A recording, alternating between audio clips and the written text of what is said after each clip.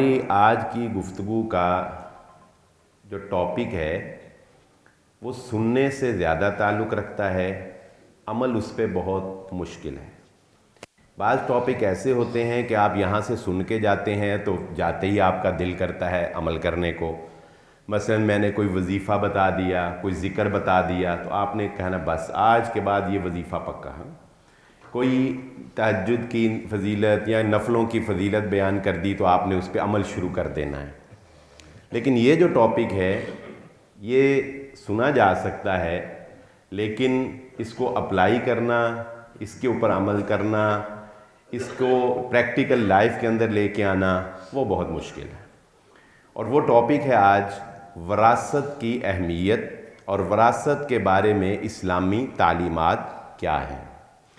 میں سوچ رہا تھا تو مجھے اندازہ ہوا کہ الحمدللہ کوئی 14-15 سال تو ہو گئے ہیں لوگوں کو دین کی باتیں بتاتے، تو بہت سے لوگ ایسے ملے ہیں جنہوں نے، یہ ویسے ہی ایک تمہیدی سی بات آپ کو کر رہا ہوں، جنہوں نے یہ کہا کہ الحمدللہ آپ کی بات سن کے میں نے نمازیں شروع کر دیں، کسی نے کہا میں نے رفع الیدین شروع کر دی، کسی نے کہا میں نے داڑھی رکھ لی، اور کسی نے کہا صلح والے بڑے لوگ آئے الحمدللہ، یعنی بڑے لوگوں نے کہا کہ آپ کی بیان سنا، میں نے 10 سال کی لڑائی تھی صلح کر لی، بیویوں کی سے بڑی لوگوں نے جو ہے وہ صلح کی، بہت سے کام الحمدللہ۔ لیکن آج تک مجھے کسی نے یہ نہیں آ کے کہا کہ آپ کا جمعہ سن کے میں پیسے دینے سی تے میں پیسے دیتے ہو دے۔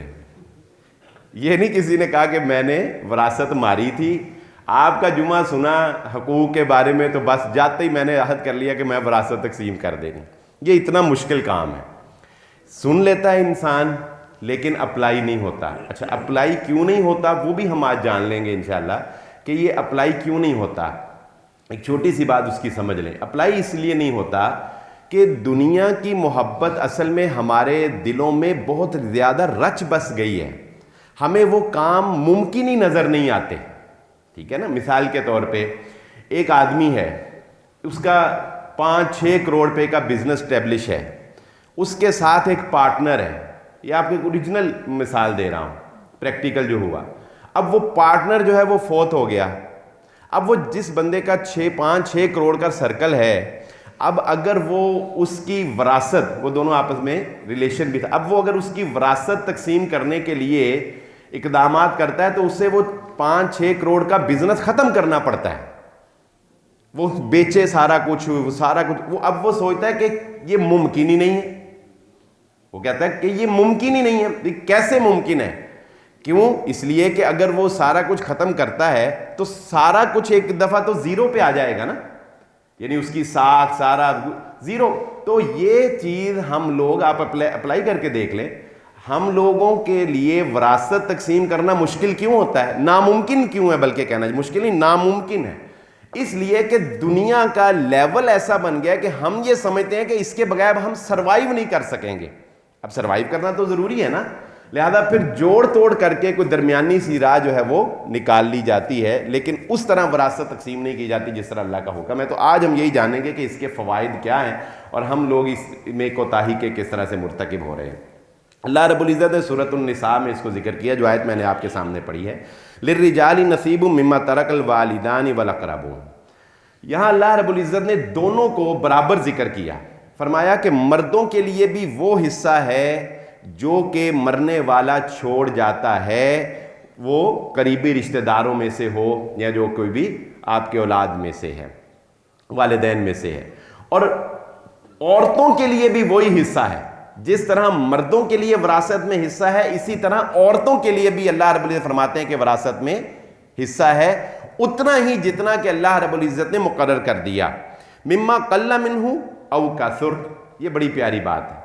اللہ رب العزت فرماتے ہیں کہ وراثت کا قانون اتنا زبردست ہے کہ وراثت چاہے بہت تھوڑی ہو یا بہت زیادہ ہو، وہ تقسیم کے عمل سے گزرے گی، چاہے وہ ایک روٹی ہی کیوں نہ ہو، چاہے وہ ایک لقمہ ہی کیوں نہ ہو۔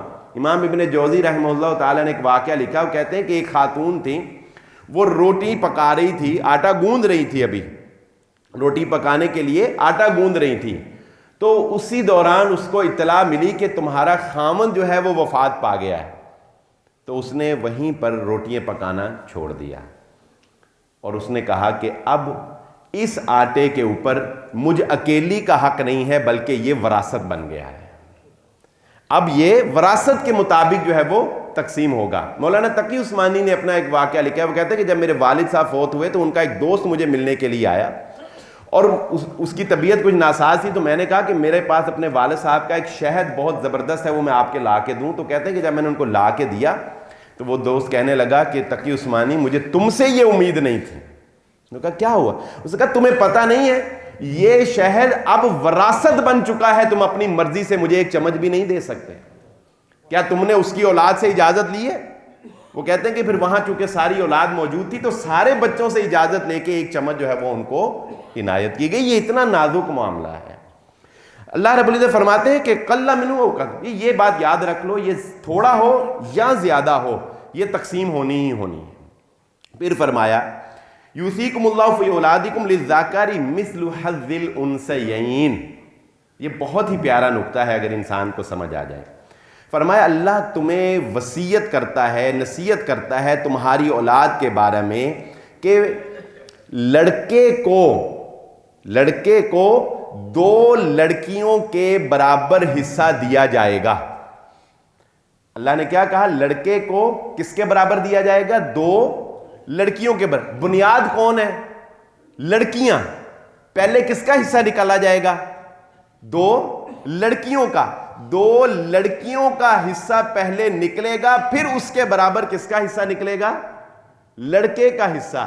یعنی اللہ رب العزت ہمیں یہ بتانا چاہتے ہیں کہ جاہلیت کا وہ زمانہ ختم ہو چکا جب عورتوں کو حصہ نہیں دیا جاتا تھا، جب حصہ صرف اس کو ملتا تھا جو جنگ کر سکتا تھا، یا حصہ صرف بڑے بھائی کے حق میں آ جاتا تھا، یا کسی کے ساتھ اگر ولا ہے تو اس کو حصہ دے دیا جاتا تھا، یا کسی لے پالک کو حصہ دے دیا جاتا تھا۔ نہیں، اللہ رب العزت فرماتے ہیں پہلے 2 بیٹیوں کا حصہ نکلے گا، ان 2 بیٹیوں کے برابر پھر 1 بیٹے کو حصہ دیا جائے گا۔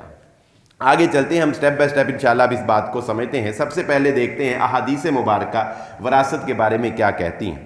نبی صلی اللہ علیہ وآلہ وسلم نے فرمایا، اے لوگو، علم الفرائض اس کو کہا جاتا ہے عربی میں، وراثت کے علم کو۔ علم الفرائض کو خوب سیکھنے کی کوشش کیا کرو، اور خوب سیکھو اور دوسروں کو بھی سکھاؤ۔ خوب سیکھو اور دوسروں کو بھی سکھاؤ۔ کیوں؟ کیونکہ یہ پوری شریعت اسلامی کا نصف علم ہے، یعنی اس کا سیکھنا آدھا علم ہے اور باقی امور کا سیکھنا وہ آدھا علم ہے۔ اور یہ واقعتاً ایک ٹف جاب ہے، ایک مشکل ترین مضمون اور مشکل ترین سبجیکٹ ہے، اور اس میں پاس ہونا ہمیں پتہ ہے، ہم نے پڑھے ہیں نا، اس میں پاس ہونا واقعی سب مضمونوں سے زیادہ مشکل ہوتا تھا کیونکہ کیلکولیشن اس میں بڑی ہے۔ پھر فرمایا سب سے پہلے جو علم میری امت سے اٹھا لیا جائے گا وہ علم الفرائض ہے۔ اس کی وجہ کیا ہے؟ جو چیز عمل میں نہ ہو، رسم میں نہ ہو، وہ کہاں یاد رہتی ہے؟ بتائیں بھئی، جو چیز عمل میں ہو نا وہ یاد رہتی ہے، جو عمل میں نہ ہو وہ یاد نہیں رہتی۔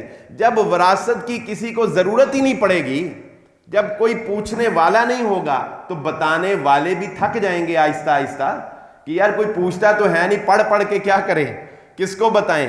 تو سب سے پہلے اس امت سے رسول اللہ صلی اللہ علیہ وسلم نے فرمایا جو علم اٹھے گا وہ وراثت کا علم ہوگا۔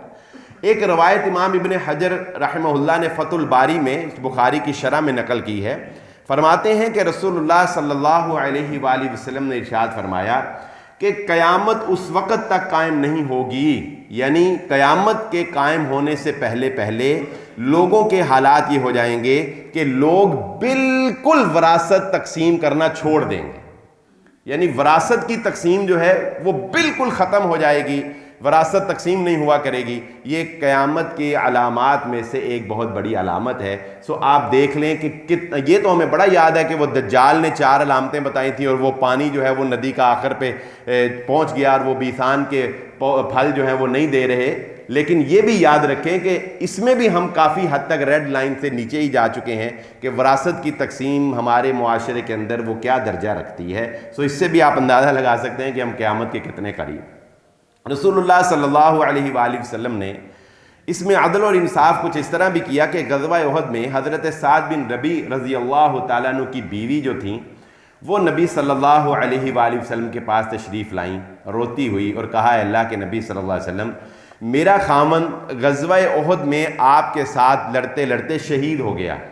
اس کے شہید ہونے کے بعد جو ایک دستور تھا پرانے زمانے میں یہی تھا, اس کے بھائی نے یعنی میری بیٹیوں کے چچا نے ساری جائیداد کے اوپر قبضہ کر لیا, اور ان کی صرف بیٹیاں ہی تھیں, بیٹا کوئی نہیں تھا, صرف بیٹیاں.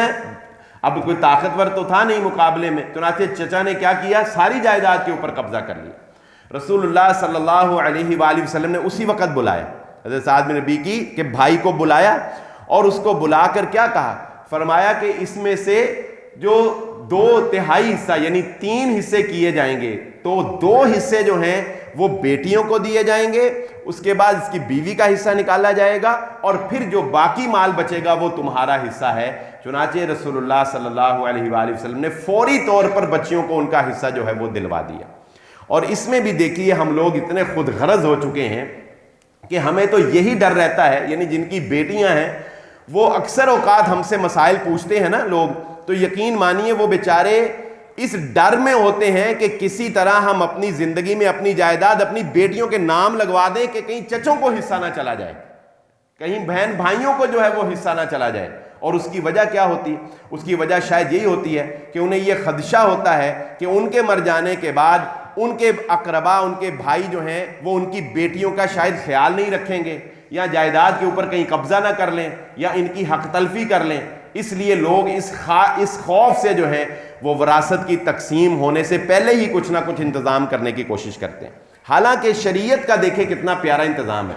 شریعت یہ چاہتی, اللہ یہ چاہتا ہے کہ بچیاں کمزور ہوتی ہیں, اگر کسی کی صرف بیٹیاں ہیں تو چلو 100 روپے میں سے 66 روپے جو ہیں وہ بیٹیوں کو مل جائیں, اور 34 روپے یا 33 روپے کچھ پیسے جو ہیں وہ چچا کو پھوپھیوں کو مل جائیں. کیوں کہ چلو ان کو بھی مال ملے گا تو ان بچیوں کا وہ بھی خیال رکھیں گے, ان کے دل کے اندر ان بچیوں کے لیے محبت پیدا ہوگی, اور وہ ان بچیوں کا اس مال کی وجہ سے جو ہے وہ حیا کریں گے.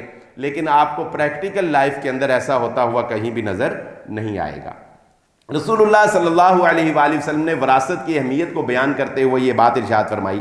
حضرت ابو ہریرہ رضی اللہ تعالیٰ عنہ فرماتے ہیں کہ جب کسی بچے کی پیدائش کے بعد تم نے چیخ کی آواز سن لی, جب کسی بچے کی پیدائش کے بعد تم نے اس کے چیخنے کی آواز سن لی تو وہ وراثت کے اندر حصے دار بن گیا, وہ وارث بن گیا. یہ ایک الگ بات ہے کہ اس کو ملنا نہیں ملنا, کیا ملنا, وہ فوت ہو گیا, لیکن جو بچہ پیدا ہو گیا اور اس کے رونے کی آواز تم نے سن لی ہے نا, یعنی دنیا میں وہ آ گیا ہے, تو اب تم اسے وراثت سے محروم نہیں کر سکتے.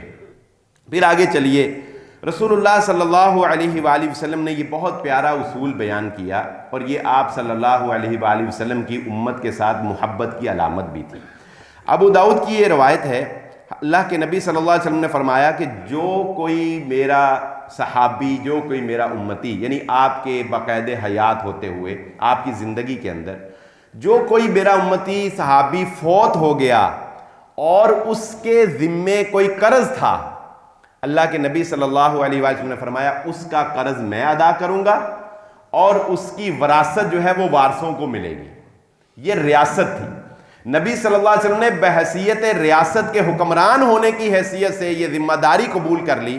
یہ نہیں کیا کہ اپنے محلات جو ہے وہ بڑے کرتے رہے اور اپنی جاگیریں جو ہے وہ بناتے رہے اور اپنے بچوں کو جو ہے وہ نوازتے رہے, اور جو ہے غریبوں کی مدد کرتے کرتے آج تک یہ سمجھ نہیں آئی کہ سیاستدان امیر کیسے ہو جاتے ہیں.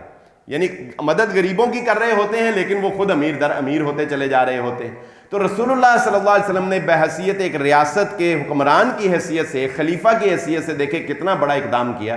کہا جو میری ریاست میں جو بندہ مرے گا مسلمان, اس کے اوپر قرض ہوگا, ہم ادا کریں گے. کہاں سے ادا کریں گے؟ بیت المال سے. ہاں البتہ اس کی جو وراثت ہے وہ تقسیم ہوگی. اور پھر جو اگلی بات ارشاد فرمائی اللہ کے نبی صلی اللہ علیہ وسلم نے کہ جس کا کوئی وارث نہیں ہے اس کا میں وارث ہوں, اور اس کی طرف سے دیت دوں گا اور شخص کا ترکہ لوں گا.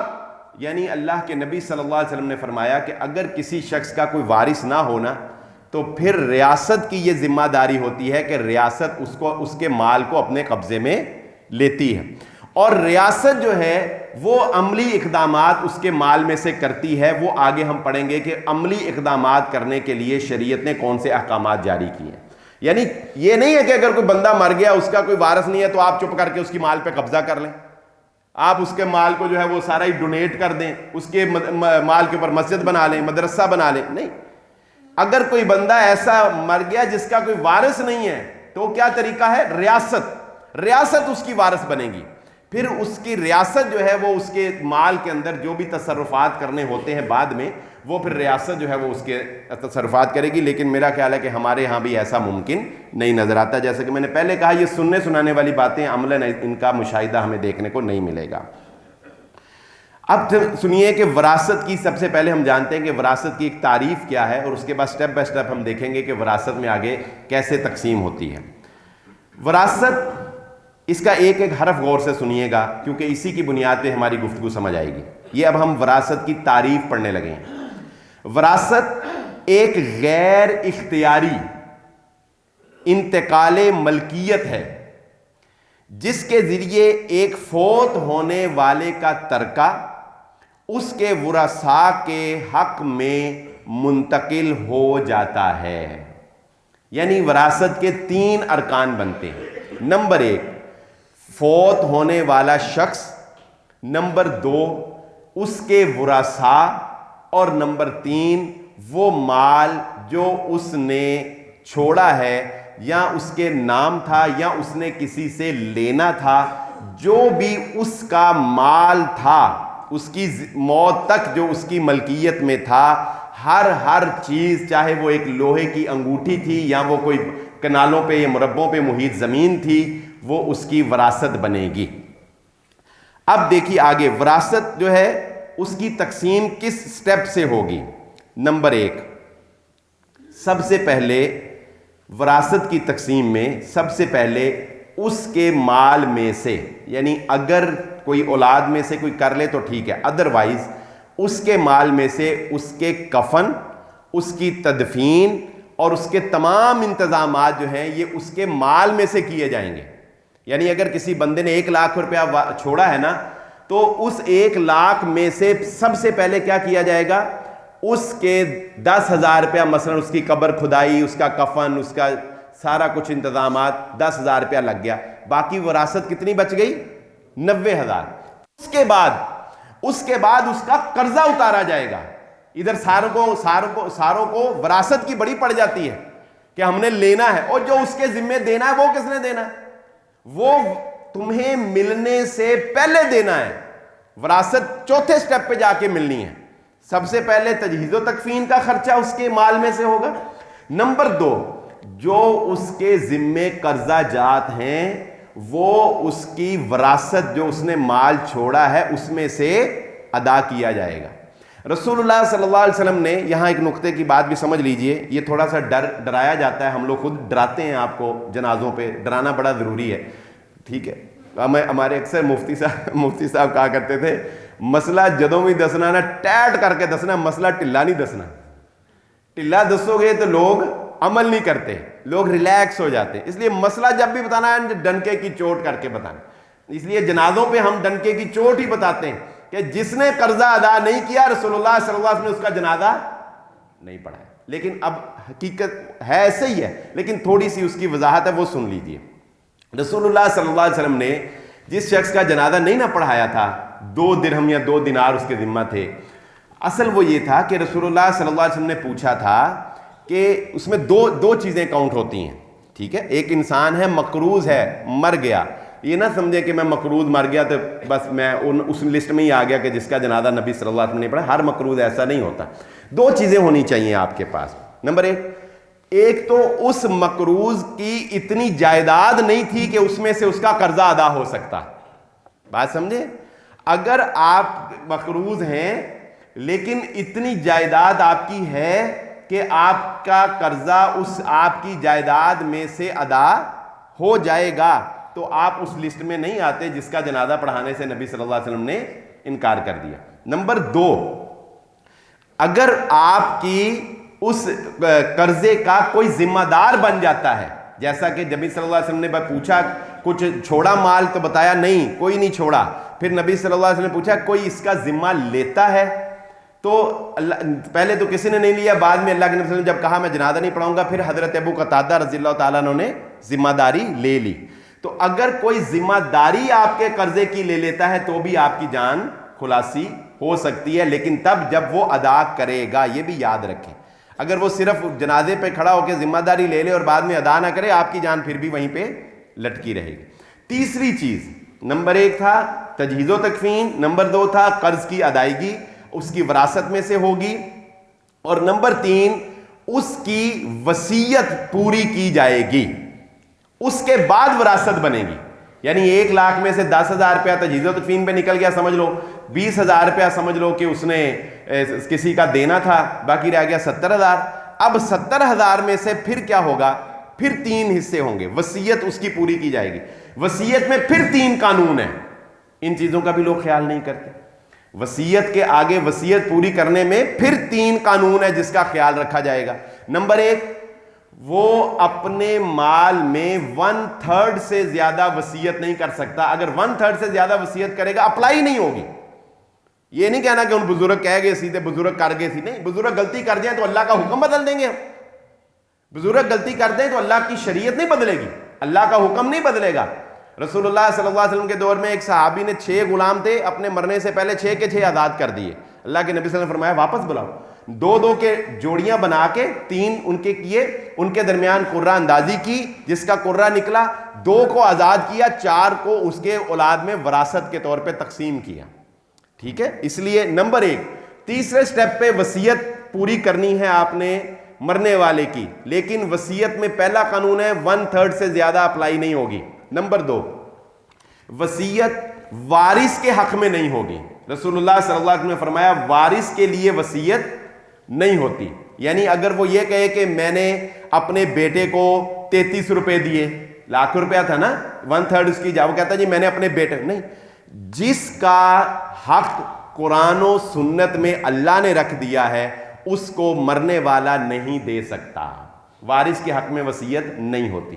نمبر 3، وصیت میں اس چیز کا خیال رکھا جائے گا کہ وہ وصیت کسی ناجائز کام میں نہ ہو. بات سمجھیں؟ وہ یہ کہہ دے کہ ادھر شراب خانہ میرے مرد تو بعد بنا دینا، تو بنا دیں گے؟ نہیں.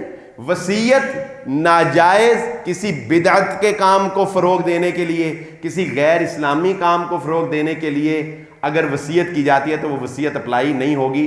اس کے علاوہ 1/3 میں وصیت پوری کی جائے گی، اس کے بعد جو ہے وہ وراثت کی تقسیم کا 4تھے نمبر پہ سٹیپ آتا ہے. آگے چلیے، وراثت کی تقسیم میں جو اہم نکات جو ہمیں حاصل ہوتے ہیں، نمبر 1 سب سے پہلے میں نے آپ کو ذکر کر دیا کہ ایک اہم نکتہ یہ ہے کہ مال ہر حال میں تقسیم ہوگا، چاہے تھوڑا ہو چاہے زیادہ ہو.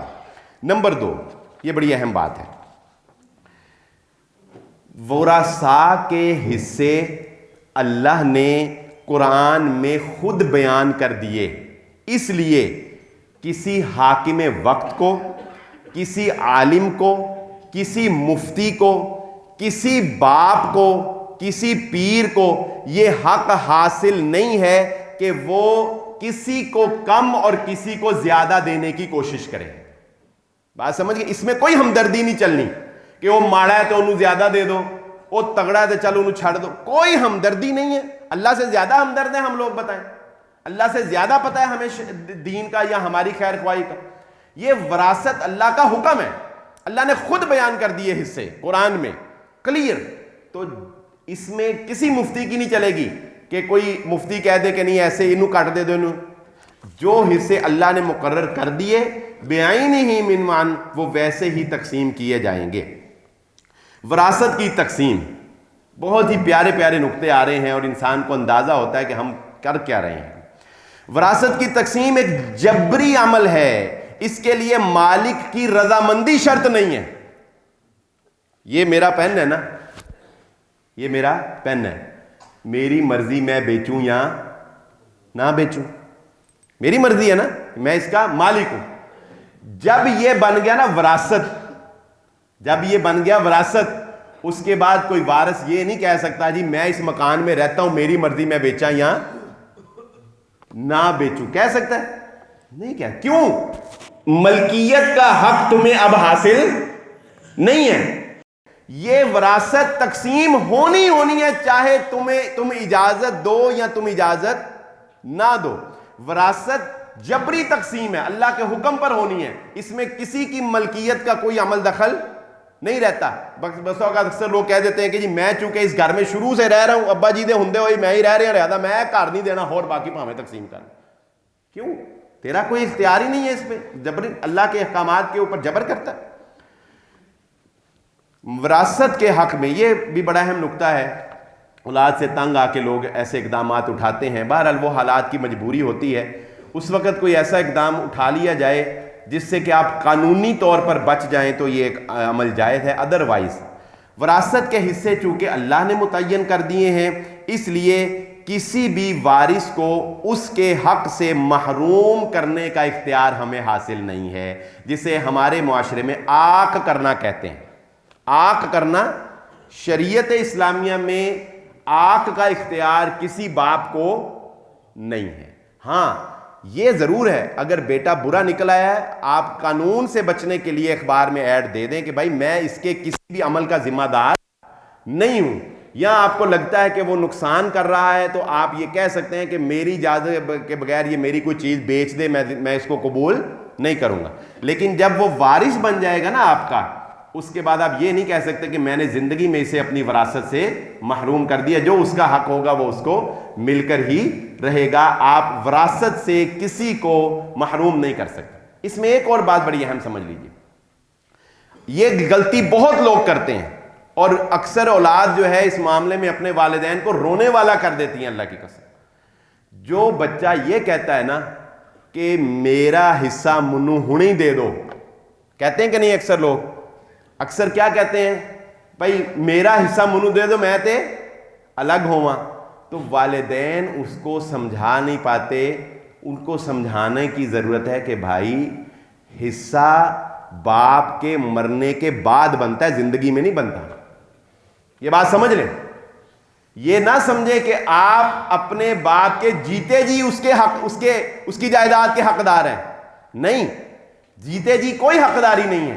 جیتے جی جتنا حق آپ کا اتنا حق دوسرے بھائی کا، اتنا حق بہن کا، اور باپ کی مرضی دے نہ دے. ٹھیک ہے؟ ہاں جب وہ مر جائے گا اس کے بعد آپ وارث ہیں، اور اس کے بعد آپ کو کوئی جو ہے، اگر آپ میں خدا کا خوف ہے تو کوئی مائی کا لال جو ہے وہ آپ کو وراثت سے محروم نہیں کر سکتے. غلطی کرتے ہیں وہ بچے جو والدین کی زندگی میں اپنا حصہ مانگ کر الگ ہونے کی کوشش کرتے ہیں، اور وہ یہ سمجھتے ہیں کہ ان کی وراثت میں ہمارا حصہ ہے. وراثت زندگی میں نہیں ہوتی، وراثت کا تعلق ہی مرنے سے ہے، مرنے کے بعد وراثت بنتی ہے. والدین بھی یہ غلطی نہ کریں. زندگی میں کسی بیٹے کو کوئی حصہ نہیں دیا جا سکتا کہ ایک کو دے کے فارغ کر دیا اور باقی بیچارے جو ہیں وہ اسرے. ہاں زندگی میں تقسیم کرنا ہے، پھر برابر سب میں تقسیم کر دو، بیٹے اور بیٹی کے حصے کے فرق کے بغیر. اور وراثت جو ہے وہ مرنے کے بعد ہی تقسیم ہوگی. یہ گناہ اپنے سر لینے کی ضرورت ہی کیا ہے انسان؟ میں اکثر یہ کہتا ہوں کہ بھئی ضرورت ہی کیا اپنے سر لینے کی؟ جب مر جاؤ گے آپ ہی پیچھے ہونا دی سر درد ہے. نہیں تقسیم کرن گے تے تاڑے تے کوئی گناہ نہیں نا. پر اگر زندگی میں خود غلطی کر دی تو اپنی قبر خود بھاری کر لی. اگر زندگی میں ناانصافی کرو گے تو وہ تم ذمہ دار ہو. تمہارے مرنے کے بعد کوئی اگر ڈنڈی مارتا ہے تو وہ اس کی ذمہ داری. ہاں تم نے انصاف کے ساتھ جو ہے ان کو تعلیم اسلام کی جو ہے وہ دے کر چلی جانی ہے. اسی طرح کسی ایسے طریقے کو اختیار کرنے کی کہ جس کے نتیجے میں ورثاء کو ان کے حصے سے کم ملنے کا امکان ہو، رسول اللہ صلی اللہ علیہ وآلہ وسلم نے منع فرمایا ہے. یعنی انسان کو اپنی زندگی میں، باپ کو اپنی زندگی میں ایسا کوئی کام نہیں کرنا چاہیے، اولاد چاہے نافرمان ہو یا جیسی بھی ہو، وہ یہ سوچے کہ چونکہ میری اولاد نافرمان ہے یا ایسے ہے لہذا اپنی زندگی میں ہی اپنی ساری جائیداد کسی مسجد کو دے جائے، کسی صدقہ کر دے، کسی کو گفٹ کر دے. یعنی رسول اللہ صلی اللہ علیہ وسلم نے وہ جو غلاموں والی میں نے آپ کو بتائی بات، وہ یہی تھی کہ انہوں نے اپنی زندگی میں 6 کے 6 غلام ہی آزاد کر دیے نا، اولاد کو محروم کر دیا. تو اپنی زندگی میں یہ کوشش نہیں کرنی چاہیے کہ اپنی اولاد کو اپنی وراثت سے محروم کر کے جاؤ، اپنی اولاد کو فقیر چھوڑ کے جاؤ. ایسی کوشش انسان کو نہیں کرنی چاہیے. جو ان کا حصہ حق ہوگا وہ ان کو مل جائے گا، تم اپنی زندگی اپنے طریقے سے جو جیو. یہ بھی بڑی اہم بات ہے کہ اللہ رب العزت نے اسی طرح دوسری جگہ پہ سورۃ النساء میں یہ بات ارشاد فرمائی ہے کہ یتیموں کے سرپرستوں کو اللہ رب العزت نے یہ حکم دیا ہے، یتیم کا مال، یعنی اگر کوئی بندہ فوت ہو گیا اور اس کے وارث ابھی نابالغ ہیں، یہ کنسیپٹ بھی تھوڑا سا کلیئر کر لیں۔ بعض لوگ جو ہیں وہ خود بابے ہو جاتے ہیں، ان کے والد صاحب فوت ہو جاتے ہیں، کہتے ہیں اسی یتیم ہو گئے۔ یہ ایسا نہیں ہے، یتیم اس وقت تک یہ قانون اپلائی ہوتا ہے جب تک کہ بچہ بالغ نہیں ہو جاتا۔ یتیم کسے کہتے ہیں؟ بالغ ہونے سے پہلے جس کا باپ فوت ہو جائے، شریعت کی قانونی روشنی میں اس کو یتیم کہا جائے گا۔ اگر شریعت اب ہمیں کیا کہہ رہی ہے، اگر کوئی بندہ وفات پا گیا اور اس کی اولاد بیٹے یا بیٹیاں ہیں اور وہ اب یتیم ہو گئے، یعنی وہ نابالغ ہیں، تو اب کیا کریں؟ اب چچا کی، ماموں کی، تایا کی، جو بھی گھر کا بڑا ہے، اگر چچا ہے تو چچا، تایا ہے تو تایا، دادا ہے تو دادا، جو جتنا قریبی رشتہ دار ہوگا، سب سے پہلے باپ کا رشتہ آتا ہے، پھر بھائی کا آتا ہے، پھر ماموں کی طرف تو اینڈ پہ جایا جاتا ہے۔ لیکن جو بھی ہوگا وہ کیا کرے گا؟ اللہ رب العزت فرماتے ہیں کہ یتیموں کو ان کا مال دے دو اور ان کے مال میں سے ناحق طریقے سے نہ کھاؤ۔ ہاں، اگر تم ضرورت مند ہو تو اپنی اجرت اس سے لے سکتے ہو، لیکن جب وہ بالغ ہو جائیں گے تو ان کا مال ان کو دینا پڑے گا۔ اس کو سمجھیے، مثلا ایک آدمی مرا، اس کی ایک دکان تھی، اب اس کے بچے چھوٹے چھوٹے ہیں، اب دکان تو نہیں چلا سکتے نا، اب کیا کریں؟ اب چچا کو یا تائے کو یہ چاہیے کہ یتیموں کا مال ضائع نہ ہونے دیں، اس کی دکان چلانے کا کوئی انتظام کریں۔ اگر خود ڈیوٹی دیتے ہیں تو خود ڈیوٹی دیں، لیکن خود ڈیوٹی دینے کا مطلب یہ نہیں ہے کہ دکان تمہاری ہو گئی، اور جب بچے بڑے ہوں تو اس کو کہو کہ پوت تسی چھوٹے چھوٹے سی میں تانوں پالیا تے میں تہاڈی جائیداد سنبھالی تے لہذا ساری میری ہو گئی۔ ایسا نہیں، تم اپنا حق، جو تمہاری مزدوری، جو تمہاری اجرت، جو ایک مینیجر کی سیلری ہے، وہ تم لو اس میں سے۔ ہاں، اگر اللہ نے تمہیں غنی کیا ہے تو وہ بھی نہ لو، وہ بڑی اچھی بات ہے۔ اگر اللہ نے غنی کیا ہے پھر وہ بھی نہ لو، لیکن اگر تمہارا گزارا نہیں ہوتا تو ہاں، جب بچے بڑے ہو جائیں تو ان کو کہو کہ جناب یہ آپ کی والد کی پراپرٹی تھی، میں نے اس میں سے کام کیا، میں نے اپنا یہ حق لیا، میں اس کا حقدار نہیں ہوں، آپ اس کا حقدار ہو۔ مجھے بتائیں یہ آسان کام ہے؟ یہ بڑا اوکھا کام ہے۔ آپ 10 سال کسی کی دکان چلائیں اور بعد میں پلیٹ میں رکھ کے کہہ دیں یہ یتیموں تمہارا تھا میں تمہیں دیتا ہوں، بہت مشکل کام۔ لیکن اگر ہم یہ کام کرنا شروع کر دیں تو یقین مانیں زندگیوں میں برکت آ جائے۔ ہم اصل میں نے جیسا کہ شروع میں ذکر کیا نا، میں خود بھی ہم ایک جگہ ڈسکس کر رہے تھے تو وہ کہنے لگے یار یہ ممکن ہی نہیں ہے۔ میں نے کہا ممکن اس لیے نہیں ہے کہ ہمارا ایمانی لیول ہی ایکسیپٹ نہیں کرتا نا اس کو، یعنی یہ ممکن ہی نظر نہیں آتا ہمیں کہ وراثت کی تقسیم کیسے ہوگی، اس لیے کہ ہمارا ایمانی لیول ہی نہیں، ہم قبول ہی نہیں کر سکتے کہ ایک بڑی سی پراپرٹی کو، ایک بڑے سے بزنس کو ہم ڈیمولش کر دیں، زیرو پہ لے جائیں، اس کو ہم ایکسیپٹ نہیں کرتے۔ آگے چلیے، کچھ قوانین ایسے ہیں کہ جو وراثت کے قانون کو اور زیادہ نکھار دیتے ہیں، اس میں اور زیادہ حسن پیدا کر دیتے ہیں۔ حضرت اسامہ بن زید رضی اللہ تعالیٰ عنہ فرماتے ہیں، یعنی روایت کرتے ہیں کہ رسول اللہ صلی اللہ علیہ وسلم نے فرمایا، مسلمان کسی کافر کا اور نہ کوئی کافر کسی مسلمان کا وارث بن سکتا ہے۔ کوئی مسلمان کافر کا اور کافر مسلمان کا وارث نہیں بن سکتا، یعنی اگر کوئی بچہ مرتد ہو جاتا ہے تو وہ باپ کی جائیداد کا وارث نہیں رہتا، ٹھیک ہے۔ اسی طرح اگر کسی کا باپ کافر ہے، کوئی مسلمان ہو جاتا ہے تو وہ بھی مسلمان جو ہے وہ بھی کافر کی جائیداد کا وارث نہیں ہوگا۔ لوگ سمجھتے ہیں آسان مسلمان ہونا۔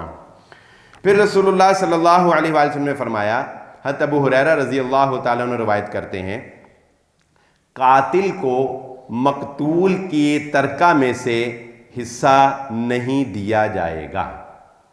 یعنی ایسا نہیں ہے کہ لالچ میں کوئی بیٹا اپنے باپ کو قتل کر دے کہ میرا باپ بڑا مالدار ہے اور مجھے کچھ دیتا نہیں ہے لہذا اس کو مارو اور وارث بنو، موجیں کرو نا۔ بیٹے نے اگر باپ کو قتل کر دیا، ایک مثال دے رہا ہوں، کسی بھی وارث نے اگر کسی جس کا وہ وارث تھا اگر اس کو قتل کر دیا تو اس کو وراثت سے محروم کر دیا جائے گا۔ اگر آپ نیٹ پر جائیں نا اور نیٹ پر جا کر دیکھیں، کچھ میرا خیال ہے اگلے جمعے کے لیے رکھ لیتے ہیں، یہ 4 پیپر تھے اور ابھی یہ دوسرا پیپر، یہ پہلا پیپر اور یہ دوسرا پیپر ابھی ہاف ہوا ہے، ابھی یہ 2-2.5 پیپر رہتے ہیں، میرا خیال ہے کہ باقی کو اگلے جمعے پہ رکھ لیتے ہیں۔ عام طور پہ ہم موضوع 2 جمعے پہ لے کے نہیں جاتے، لیکن یہ موضوع خود بخود جو ہے وہ طوالت کا قاضی ہے، تو انشاءاللہ اگلے جو ہے نا اسلامی قانون وراثت کے کچھ اہم نکات ہیں، مردوں کو کیوں زیادہ حصہ دیا گیا ہے، یہ ہم اگلے جمعے پہ انشاءاللہ تعالیٰ اس کو جو ہے وہ کر لیتے ہیں۔ تو بات ہم یہ کر رہے تھے کہ قاتل جو ہے وہ اپنے جس کو اس نے قتل کیا اس کا وارث نہیں بنتا۔ اگر آپ نیٹ پر جائیں، میں آپ کو ایک ایگزامپل دینے لگا تھا، آپ نا وہاں پہ جا کے لکھیں کہ وہ لوگ جنہوں نے انشورنس کروائی ہوتی ہے، وہ لوگ جنہوں نے انشورنس کروائی ہوتی ہے، اور جب کوئی بندہ لائف انشورنس کرواتا ہے نا تو اس کا کوئی نہ کوئی بینیفیشر بھی ہوتا ہے، یعنی بینیفیشر مین کہ جو میرے مرنے کے بعد پیسہ ملے گا کس کو، تو آپ کو دو کیسز اسٹڈی کریں۔ ایک یہ، آپ کو سینکڑوں ایسے لوگ نظر آئیں گے جنہوں نے انشورنس کا پیسہ حاصل کرنے کے لیے اپنے بزرگوں کو مار دیا، باپ کو مار دیا، بیوی کو مارنے والے سب سے زیادہ، شوہر کو مارنے والی سب سے زیادہ ہے۔ یعنی اسلام کا قانون دیکھیں اور دنیا داروں کا قانون دیکھیں، سرمایہ دارانہ نظام کا قانون دیکھیں۔ سرمایہ دار جو آپ کے فیوچر کے تحفظ کے لیے انشورنس آپ کو متعارف کرواتا ہے، وہ آپ کی جان لیتا ہے، اور قرآن جو آپ کو وارث بناتا ہے، جو آپ کے وارث پیدا کرتا ہے، وہ آپ کے جان کا تحفظ کر رہا ہے۔ وہ اس کو اگر کسی کو پتا ہوگا کہ اس کو مارنے سے منو کھ نہیں ملنا، وہ مارے گا، اور اگر پتا ہو کہ انہوں مار کے ہی سارا کچھ ملنا ہے تو چھڈے گا۔ ہاں اچھا، دوسری چیز یہ تو تھی کہ بینیفیشر مارتے ہیں۔ دل خون کے آنسو روتا ہے جب انسانیت تڑپتی ہے، اور جب انسانیت اس طرح ذلیل و خوار ہوتی ہے جو اللہ کے قانون کو توڑتی ہے۔ انشاءاللہ آئندہ جمعہ ہم پڑھیں گے کہ وراثت کی تقسیم اگر اپلائی ہو جائے تو معاشرہ کیسے ڈیولپ ہوتا ہے۔ دوسری، آپ نیٹ پہ جا کے سرچ کریں، یوٹیوب پہ جا کے سرچ کریں، تو لوگ اپنی انشورنس کرواتے ہیں اور خود گاڑیوں کے آگے آ کے ٹکر مارتے ہیں، اتنی کو کہ مرے نہ۔ مثلا کسی نے ہڈی کی انشورنس کروا لی نا تو اس نے خود، لیکن آپ کو پتا ہے آج کل وہ گاڑیوں کے آگے کیمرے لگے ہوتے ہیں جس سے فرنٹ کی بھی ریکارڈنگ ہو رہی ہوتی ہے، تو وہ فرنٹ کی ریکارڈنگ لوگ کرتے ہیں تو پھر بعد میں وہ یوٹیوب اور نیٹ پہ وہ انہوں نے ویڈیوز ڈالی ہوئی ہیں، ٹھیک ہے۔ لوگ کیا کرتے ہیں، گاڑی آ رہی خود آگے، کیوں بھائی، کیوں آگے؟ اس لیے کہ ایک آدھی ہڈی فریکچر ہو جائے اور انشورنس کے پیسے مجھے مل جائیں۔ بتاؤ یہ انسانیت کی تذلیل نہیں تو اور کیا ہے؟ ابھی بھی ہم سے پوچھتے ہیں لوگ انشورنس کروا لی جائے، اس میں سود بھی ہے، اس پہ پورا جمعہ پڑھا ہے میں، اس میں سود بھی ہے، اس میں جوا بھی ہے، اور اس میں انسانیت کی تذلیل ہے۔ دیکھو تو صحیح انسانیت کو کس طرح سے سرمایہ دارانہ نظام نے اور اس تحفظ کے نام کے اوپر کہ ہم تمہیں تحفظ فراہم کرتے ہیں، انسانیت کو ذلیل و رسوا کر دیا گیا ہے۔ اللہ کے قانون پر عمل کرنا شروع کر دیں تو انسانیت کے اندر یہ جو ان بیلنس ہے اکانومی کا، یہ جو امیر تر ہے اور محروم تر ہو رہا ہے، یہ سارا سسٹم جو ہے اللہ رب العزت نے صرف 2 طریقوں سے بیلنس کر دیا ہے، نمبر 1 زکوٰۃ اور نمبر 2 وراثت۔ بس یہ 2 اصول اگر اپلائی کر دیں نا اسلام کے، ایک زکوٰۃ دوسرا وراثت، تو کبھی بھی تقسیم دولت کے اندر جو ہے وہ انسٹیبلٹی نہیں آئے گی۔ کبھی بھی یہ نہیں ہوگا کہ دولت ایک ہاتھوں میں چلی جائے یا دولت ایک طرف جو ہے وہ چلی جائے۔ اللہ رب العزت سے دعا ہے جو کہا اور جو سنا، اللہ رب العزت عمل کرنے کی توفیق عطا فرمائے۔ وآخر الدعوانا الحمدللہ رب العالمین۔